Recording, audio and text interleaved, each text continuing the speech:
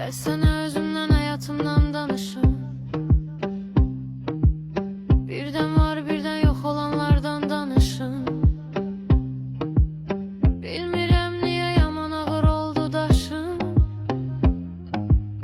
Günahsız yere ağrıdı ağrımaz başım. Hiç bilmirəm kimden küsüm, kimle barışım.